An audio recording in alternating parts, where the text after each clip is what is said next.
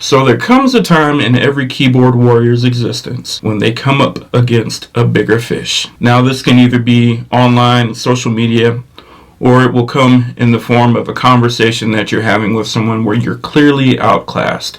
It happens to everyone regardless of what your beliefs are. And when that happens, it can make you doubt a lot of the things that were really important to you. When that does occur, it's really important that you're able to analyze and rebound, because there's nothing worse than feeling like you're in limbo when it comes to your social and political beliefs. Now that we're coming up on election season, and don't let that get away from you with everything that's going on right now, we still have that on the horizon. We have to be able to stick to our guns, or at least be able to figure out within our own minds if what we thought was important is actually important. In order to help do that, I've kind of assembled a list of questions.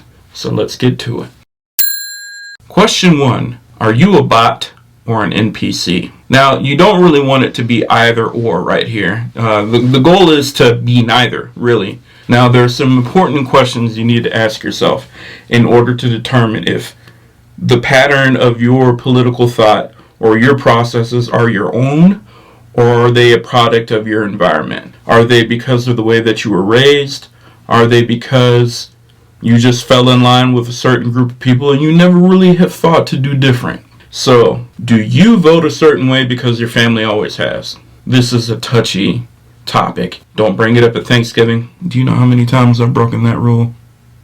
No shame. When your family has voted a certain way, or carried the same set of ideals for a long time, it can be difficult to combat that. It's nothing that you want to take lightly, especially if you're worried about how your family is going to perceive you, or you might even be worried about feeling unwelcome if they know that you believe or support certain things, or support a certain candidate. If your thoughts are dependent on what others think of you, are they really your own, or are you just going along to get along? Do you vote a certain way because of your race, ethnicity, background, nationality, etc.? If you do, you might be a bot. You might be an NPC. Here's why. If you are so easily cultivated for your vote or support simply because you came out looking a certain way, how are you different than a domesticated animal? If cows could be taught to get up and go to the polls and vote down the line for a certain party or ideal, and so if you are so two-dimensional that you only offer one thing, then your sacred duty to vote really isn't that sacred. It means that you can be farmed year in and year out, and that no matter what is thrown your way, no matter what promises are kept or broken, no matter how the economy is operating, because you can be relied upon because of the color of your skin, there is no accountability to you. You are just there to provide your nice customary vote, free of charge and free of consequence. Do you really want that to be you? Do you post articles or stories on social media that support your ideals just because of the title? You don't really read them. Now, I remember a few years ago when this whole too long didn't read thing came out. It was cute at first. I understood the point of it, but what I began to form as an opinion in my own mind was that folks that really only are looking for information to be contained in the first 3 sentences of an article, they're going to miss out on a lot, and it's really easy to pull the wool over their eyes. But if you're looking at something that affects you and affects those around you, maybe take the time to read a little bit, get a little more information out of these stories. Do you seek information from a wide variety of news sources, or do you just stick to the old trusty reliable ones that have always done the job? It's really easy to fall into that trap of, oh, this is my approved news source and I've read this one for 15 years. It really doesn't take much to call yourself a journalist these days. There's not much vetting. Really all you need to earn, not a degree anymore, but a blue check. And that's all it takes. Now let's go back to middle school for the first time on this one.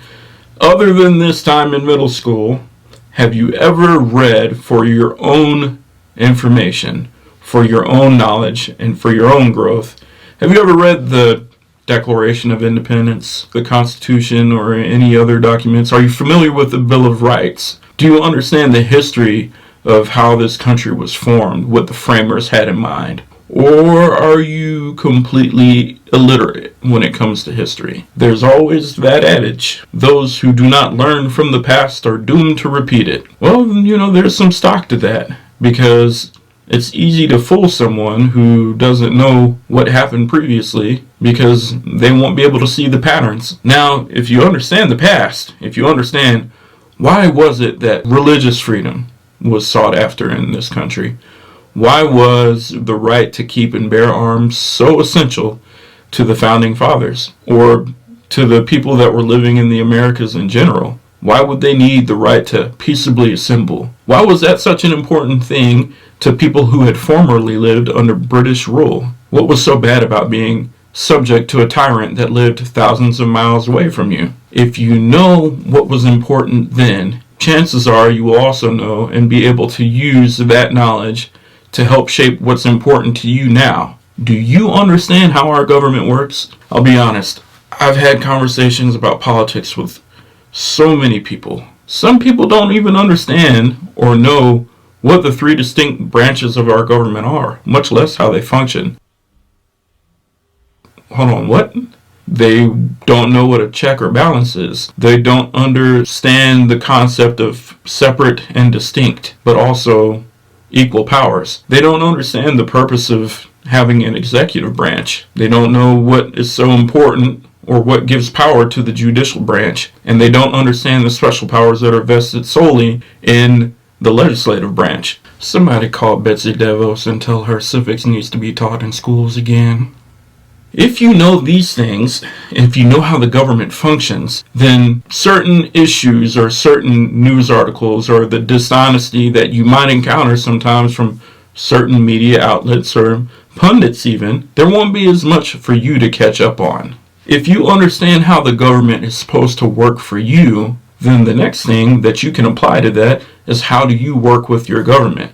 And yes, you are an essential part of government. Your voice matters. Who you support matters. Now, there may be naysayers who like to claim that your single vote or your single voice does not offer any kind of real clout when it comes to how the government functions. I'm here to tell you that it does. Your voice does matter. I'm not apologetic. When you are working with the government as a participant, an equal participant, we'll say that you're also a check and balance on the government, because of your ability to call things out when you see that, hey, this is not right, and also to demand accountability from your government. At this point, we can see that an important part of knowing why we support a candidate or certain ideals is to be an informed participant in our government system. Being knowledgeable, understanding how the government functions, and understanding what your role in that process is. The next part for you, personally,